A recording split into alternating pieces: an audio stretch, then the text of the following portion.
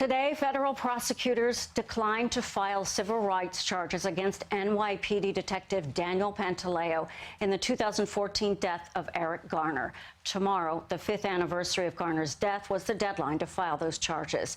Officers were trying to arrest Garner for selling loose, untaxed cigarettes outside a convenience store on a sidewalk on Staten Island. Prosecutors say Garner refused to be handcuffed, and officers then that they followed police procedures. That was said today, and then the situation deteriorated as Garner and the officer fell to the sidewalk. Garner was put in a chokehold and died after that confrontation. His cry, "I can't breathe," became a rallying cry for people across the country, and that video went viral. A lot to talk about. Let's bring in our CBSN New York urban affairs expert, Mark Peters, who was the commissioner of the city's Department of Investigation for 5 years, 2014 to 18. And just so everybody knows, that's like the watchdog. You look at the city stuff. This is right, this is wrong. Exactly. We spent our time investigating wrongdoing by city officials and city agencies. Let's talk about the reaction today to what was decided by the federal prosecutors. Well, and the U.S. AG, I should say. Well, I'm reluctant to second-guess federal prosecutors who are professionals. And to be clear, Rich Donahue is a professional, but unfortunately, in this case, he wasn't making the decision. His bosses in Washington were, and I've got considerably less confidence in the professionalism of some of the folks in Washington making those decisions. Here is, according to a senior Department of Justice official, the Civil Rights Division wanted to charge.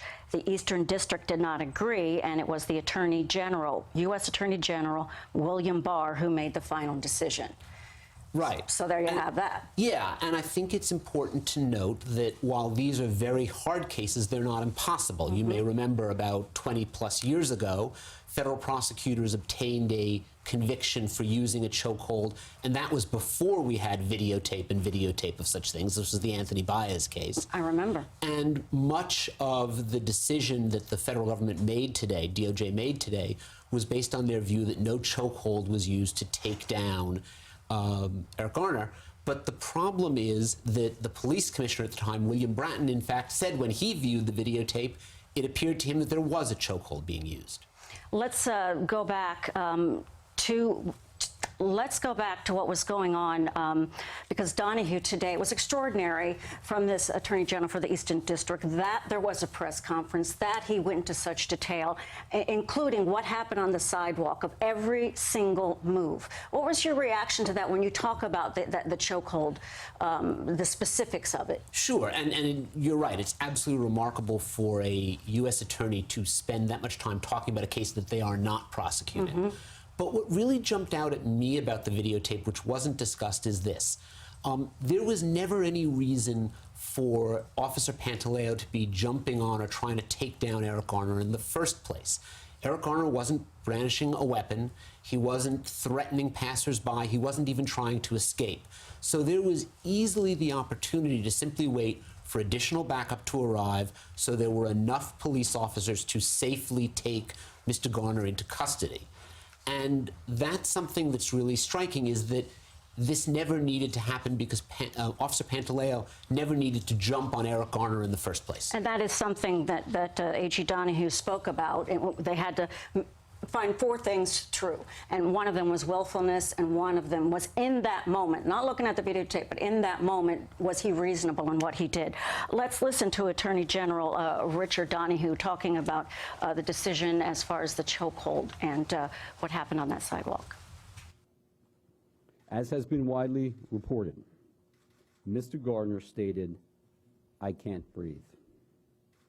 But I would point out that he made this statement only after he fell to the sidewalk and after Officer Pantaleo released his grip from Mr. Garner's neck. Significantly, Officer Pantaleo was not engaged in a chokehold on Mr. Garner when he said he could not breathe, and neither Officer Pantaleo nor any other officer applied a chokehold to Mr. Garner after he first said he could not breathe. So So that was Attorney General Donahue talking about the exact seconds as far as the investigation, and also adding that they spoke to over 4 dozen witnesses, and including 2 medical examiners who also spoke about what caused the death of Mr. Garner. When you talk about the situation, and you hear also that the family is like, this isn't the end, this isn't the end, and it's 5 years.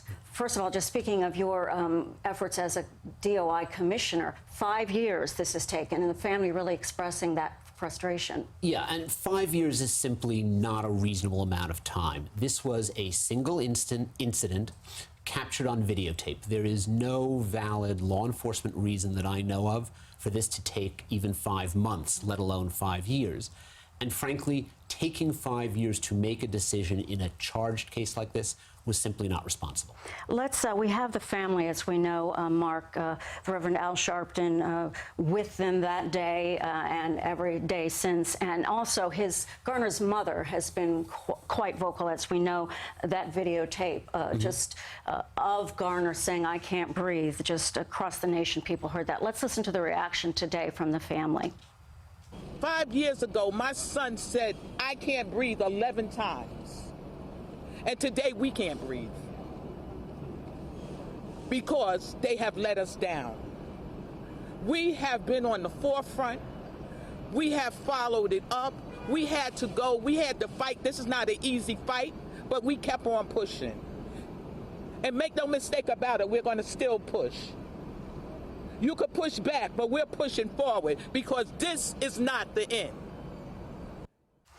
Mayor de Blasio today in reaction to the decision, saying in part, "Years ago, we put our faith in the federal government to act. We won't make that mistake again. New York City is not the same city it was 5 years ago. We are a different city, and we must act like a different city.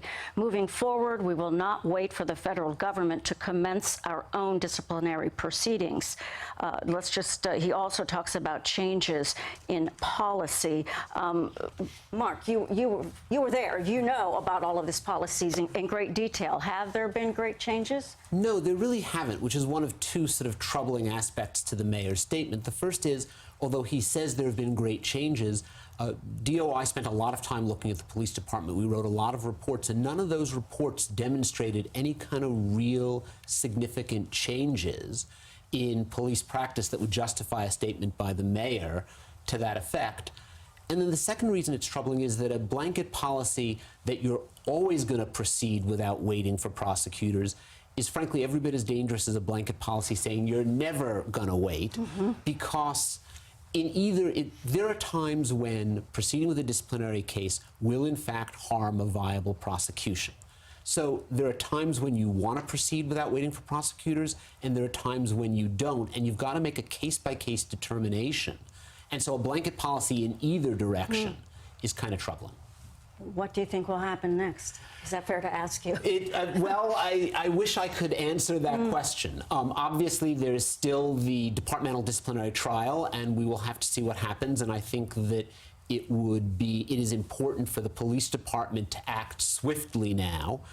As I said, 5 years is already too long a time for this to have taken, and I don't think there's a justification for much more time to pass.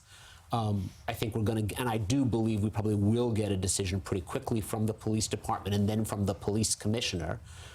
And then we will have to see after that decision where we go from there. But not as much has changed as the mayor claims, and there's still, therefore, a need for more change. Mark Peters, our urban affairs expert, thank you so much. Thanks. Great to be here. Thank you for your perspective.